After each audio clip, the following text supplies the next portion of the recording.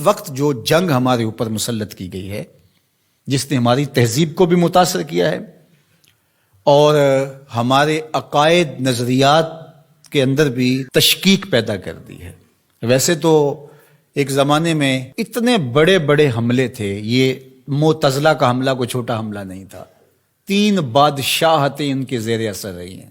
آپ نے یہ کہانیاں پڑھی ہوئی ہیں کہ امام اعظم ابو حنیفہ کی وفات جیل میں ہوئی تھی۔ آپ نے یہ سنا ہے کہ امام احمد بن حنبل کے بدن پر 1 انچ جگہ بھی ایسی نہیں تھی جہاں کوڑے کا نشان موجود نہیں تھا۔ لیکن آج معتزلہ کے نام سے کوئی گروہ، کوئی فرقہ دنیا پہ دکھائی دیتا ہے، انہوں نے اس کا ناطقہ بند کر دیا، دلیل سے، عملی قیام سے، جد و جہد سے۔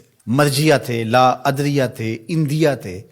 اب آپ کو یہ غیر مانوس لفظ لگ رہے ہوں گے، کیا قدریہ، کیا جبریہ، کیا معتزلہ۔ ایک زمانے میں ان کا طوطی بولتا تھا، باطنیوں کا طوطی بولتا تھا، کرامتا کا طوطی بولتا تھا۔ یہ اتنے غالب آگے تھے کرامتی کہ طاہر کرامتی نے کعبۃ اللہ سے حجر اسود کو نکال لیا اور کئی سال تک کعبۃ اللہ بغیر حجر اسود کے رہا۔ لیکن وہ زمانہ تھا کہ پھر بھی لوگوں نے قربانیاں دی، لوگوں نے علمی محاکمے کیے، علماء نے تدبیریں کی، سلاطین اسلام کھڑے ہوئے اور مقابلہ کر کے اسلام کی اس قوت رفتہ کو بحال کیا۔ اس وقت جو سب سے بڑا حملہ ہمارے اوپر ہے وہ لادینیت کا حملہ ہے، الحاد جدید کا حملہ ہے۔ اس وقت دنیا کی لادین قوتیں الکفر ملت واحدہ کی شکل کے اندر کھربوں روپے خرچ کر رہے ہیں کہ مسلمانوں کو کافر تو نہیں بنایا جا سکتا، لیکن ان کو تشکیک میں مبتلا کر دیا جائے، ان کو مسلمان بھی نہ رہنے دیا جائے،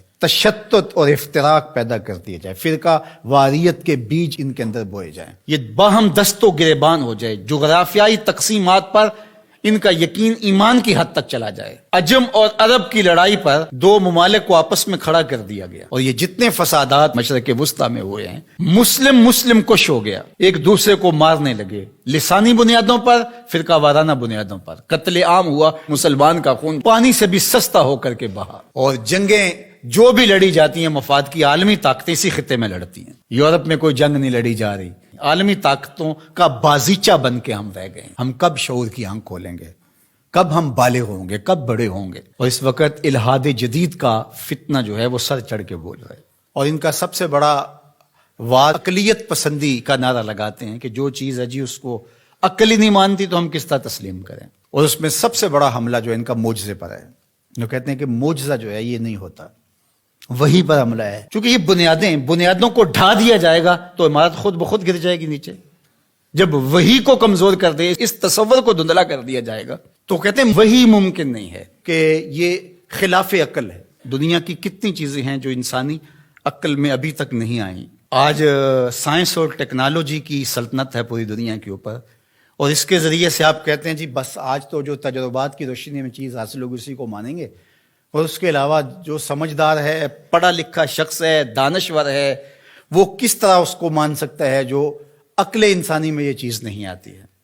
جبکہ یہ خود ہی مانتے ہیں کہ انسانی عقل ابھی تک 5% یا 6% استعمال ہوئی ہے، باقی 94-95% انسانی عقل سے بھی اتنا کام نہیں لیا گیا، ابھی سپیر پڑی ہوئی ہے۔ اور وہ دعویٰ کر رہا ہے پیغمبروں پر ہونے والی وحی پر اور وہ معجزات پر۔ اللہ اکبر! جبکہ بہت ساری ایسی چیزیں ہیں جو معجزات کی دنیا کی مسلمہ ہیں اور انسانی تاریخ اس کا انکار نہیں کرتی، جس میں حضرت عیسیٰ علیہ السلام کی بغیر باپ کے ولادت ہے، اور آج دنیا کے لوگ اس بات کو مانتے ہیں۔ اب مجھے بتایا جائے کیا عقل انسانی اس کو قبول کرتی ہے؟ لیکن دنیا مان رہی ہے۔ فرعون کی باڈی کے بارے میں سورہ یونس کے اندر اللہ تعالیٰ نے ارشاد فرمایا کہ ہم نے اس کی لاش کو لوگوں کی عبرت کے لیے باقی رکھا ہوا ہے۔ اگر فرعون کی لاش نہ ملتی تو آج یہ لوگ اچھل رہے ہوتے کہ کیسے ہو سکتا ہے، یہ قرآن نے ویسے ہی کہہ دیا۔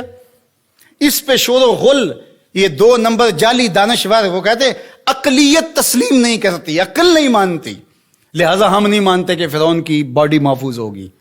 پانی میں کس طرح محفوظ رہ سکتی ہے؟ مچھلیاں نوچ نوچ کے کھا گئی ہوں گی اس کو۔ یہ کٹھ ملا، یہ پرانے لوگ یہ کیا کہانیاں بیان کر رہے ہیں؟ کیسے ہو سکتا ہے؟ قرآن کے نزول سے 2000 سال پہلے کا واقعہ تھا، اور پھر نزول کے بعد 1250-1300 سال تک یہ سلسلہ باقی رہا۔ تشکک، عقلیت پسندی کے بخیوں جڑ کے رکھ دیتی ہیں یہ چیزیں اگر غور کیا جائے۔ تو کہتے ہیں کہ یہ ممکن نہیں ہے. تو معراج کے واقعہ کا انکار بھی اس لیے کیا جاتا ہے. معجزہ ایک زندہ حقیقت ہے، اور میرے اور آپ کے آقا و مولا کا سب سے بڑا معجزہ قرآن ہے، اور دوسرا بڑا معجزہ جو میرے حضور کو دیا گیا وہ معجزہ معراج ہے. اب عقل انسانی مانتی ہے یا نہیں مانتی ہے، لیکن میرے حضور وہاں سے ہو کر آئے ہیں جہاں کسی کا تصور بھی نہیں آ سکتا.